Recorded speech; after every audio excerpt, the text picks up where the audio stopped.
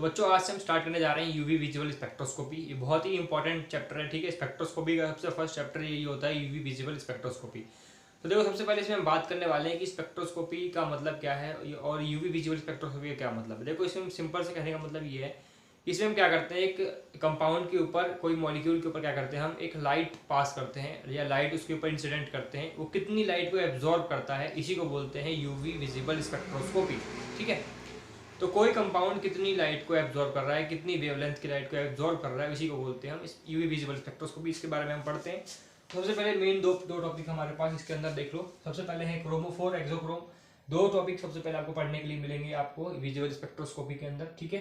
तो सबसे पहले देखो, बात करते हैं क्रोमोफोर और एक्सोक्रोम क्या होते हैं। तो सबसे पहले देखो, क्रोमोफोर का मतलब क्या है। तो क्रोमोफोर हमारे पास क्या होते हैं, chromophore is the part of the molecule that is responsible for the colour of that compound. तो किसी कंपाउंड या किसी मॉलिक्यूल के अंदर कलर है कि नहीं, ठीक है। अगर कलर है प्रेजेंट किसी भी मॉलिक्यूल के अंदर, तो इसका मतलब उसके अंदर क्या प्रेजेंट है, क्रोमोफोर। कहने का मतलब ये क्रोमोफोर जो होते हैं उसके अंदर कलर प्रेजेंट होता है। लेकिन ऑक्सोक्रोम की अगर बात करें उसमें कलर नहीं होता। तो क्या होता है फिर, एक्सोक्रोम क्या होता है। तो देखो, सबसे पहले समझ लो क्रोमोफोर का मतलब क्या है। यहाँ पर जितने भी तुमको ये दिख रहे हैं यहाँ पर, ये सभी क्या है, क्रोमोफोर्स। कैसे, यहाँ पर क्रोमोफोर्स की पहचान यही है कि उनके अंदर क्या होंगे, डबल या ट्रिपल बॉन्ड होंगे, ठीक है। क्रोमोफोर्स की पहचान क्या है, उनके अंदर क्या होंगे, डबल और ट्रिपल बॉन्ड होंगे। तो आपको ये एग्जांपल लिख के आने क्रोमोफोर्स।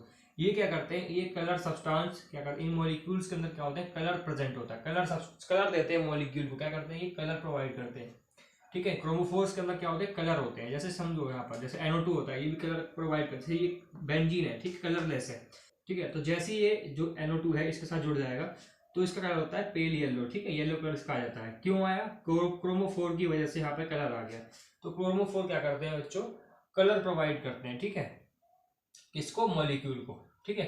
तो क्रोमोफोर में खुद में क्या होता है, कलर होता है, रिस्पॉन्सिबल होते हैं कलर के लिए, ठीक है। लिखा हुआ साफ साफ, रिस्पॉन्सिबल फॉर द कलर सब, ठीक है।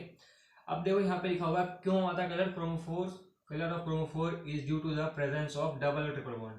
क्यों आता है, डबल और ट्रिपल बॉन्ड के कारण क्रोमोफोर्स के अंदर क्या आता है बच्चों, कलर आता है, ठीक है। अब नेक्स्ट हम बात करते हैं ऑक्सोक्रोम क्या होता है। देखो, ऑक्सोक्रोम का मतलब क्या है, auxochrome is group of atom which get attached to the chromophore which increase the color intensity of chromophore। Simple से कहने का मतलब ये है कि देखो, क्रोमोफोर्स के पास क्या होते हैं, खुद का कलर होता है। क्रोमोफोर्स के पास क्या होता है, खुद का कलर होता है। तो वो ऑक्सोक्रोम क्या होते हैं, ऑक्सोक्रोम के पास खुद का कलर नहीं होता, ठीक है।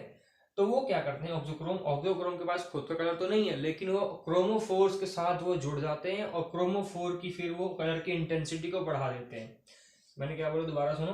क्रोमोफोर्स के पास खुद का कलर होता है, ऑक्सोक्रोम के पास खुद कलर नहीं होता। क्रोमोफोर्स जो होते हैं, सॉरी, ऑक्सोक्रोम्स जो होते हैं वो क्रोमोफोर के साथ अटैच हो जाते हैं और उनकी क्रोमोफोर की जो कलर की इंटेंसिटी जो पहले जितनी आ रही थी उसको बढ़ा देते हैं, ठीक है। तो मैंने यहाँ पर एग्जांपल लिखा हुआ है। ये होता किसमें, पहले देख लो, ये सैचुरेटेड कंपाउंड में होता है, सैचुरेटेड ग्रुप में। इनको बोलते हैं अनसैचुरेटेड, मतलब जिसके अंदर डबल ट्रिपल बॉन्ड होता है। इनको बोलते हैं सैचुरेटेड, जिसमें सिंगल बॉन्ड होता है, ठीक है। यहाँ पर सभी क्या है, सैचुरेटेड है, ठीक है, सिंगल बॉन्डेड है सभी।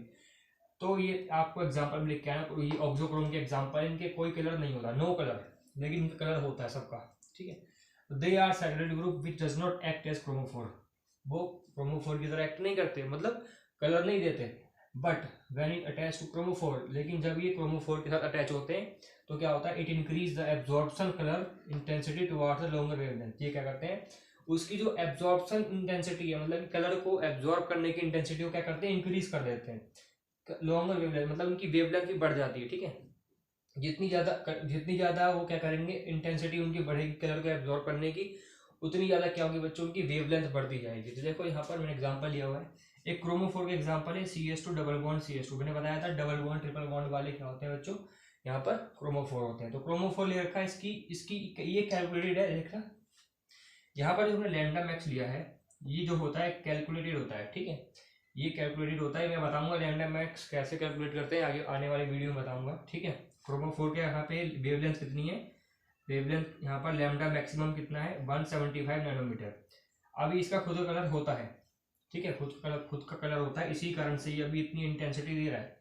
लेकिन ऑक्सोक्रोम का खुद कलर नहीं है, ठीक है। Cl क्या है, ऑक्सोक्रोम, इसका खुद का कलर नहीं है। लेकिन ये क्या करता है बच्चों, अटैच हो जाता है किसके साथ, क्रोमोफोर के साथ, और अटैच होकर के इसकी इंटेंसिटी को बढ़ा देता है क्रोमोफोर की। तो जैसे इसके साथ अटैच हुआ, देखो इसकी इंटेंसिटी क्या हुई, बढ़ गई। इंटेंसिटी क्या होगी, बढ़ गई देखो यहाँ पे, ठीक है। तो बेसिकली इसका काम क्या होता है, ये खुद का कलर तो नहीं होता, लेकिन ये इंटेंसिटी को बढ़ा देता है, किसकी, क्रोमोफोर की इंटेंसिटी को बढ़ा देता है, कलर की इंटेंसिटी को। तो वास्ट लॉन्गर वेवलेंथ, इसकी वेवलेंथ बढ़ जाती है फिर, ठीक है।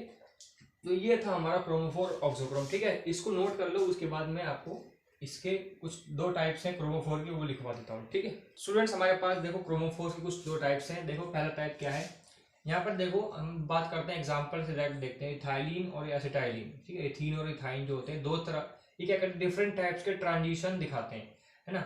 ये डिफरेंट टाइप के ट्रांजिशन दिखाते हैं, कहने का मतलब ये है। अभी आप ट्रांजिशन देखो, पाई से पाई स्टार ट्रांजिशन, पाई से पाई स्टार, एन से पाई स्टार, देखो क्या मतलब है इनके ट्रांजिशन के। उसके लिए मैं आप एक नई वीडियो बनाऊंगा, तब आपको अच्छे से समझ में आएगा, पूरी ट्रांजिशन के लिए समझ में आएगा अच्छे से, नई वीडियो बनाऊंगा, ठीक है। आप बस इसको अभी इतना याद कर लेना, मैं आपको क्या बताना चाह रहा हूँ। Chromophore in which group has pi electrons, देखो इसके अंदर पाई इलेक्ट्रॉन है ना, इसमें पाई इलेक्ट्रॉन है, ये पाई इलेक्ट्रॉन, ठीक है। डबल और ट्रिपल बॉन्ड वाले इसमें क्या होता है, पाई इलेक्ट्रॉन होते हैं, इसमें है।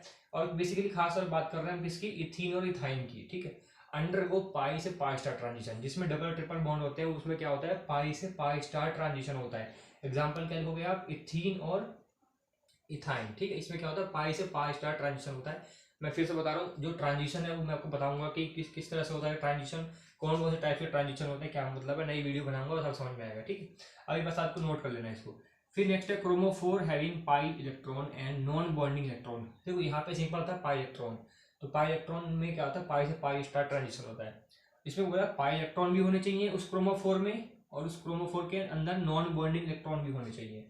अब देखो पाई इलेक्ट्रॉन होंगे तो क्या ट्रांजिशन होगा, पाई से पाई स्टार। जब नॉन बॉन्डिंग इलेक्ट्रॉन होंगे तो उसमें कौन सा ट्रांजिशन होगा, एन से पाई स्टार, मतलब नॉन बॉन्डिंग से पाई स्टार ट्रांजिशन होगा, ठीक है।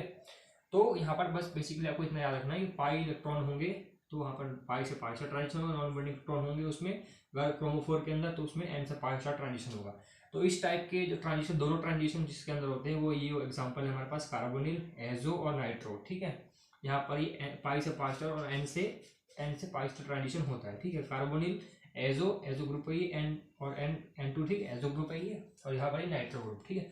तो आपको बेसिकली इतना याद करके आना है, इतना तो आपको इतना याद रखना है, ठीक है। एग्जाम में अगर आता है तो आप इतना लिख सकते हो, ज़्यादा 2 या 3 मार्क्स से पूछा जाता है, ज़्यादा नहीं पूछा जाएगा आपसे, ठीक है स्टूडेंट्स। तो आई होप आपको समझ में आ गया होगा। तो फिर मिलेंगे स्टूडेंट्स नेक्स्ट वीडियो में, तब तक के लिए पढ़ते रहिए। Thank you for watching.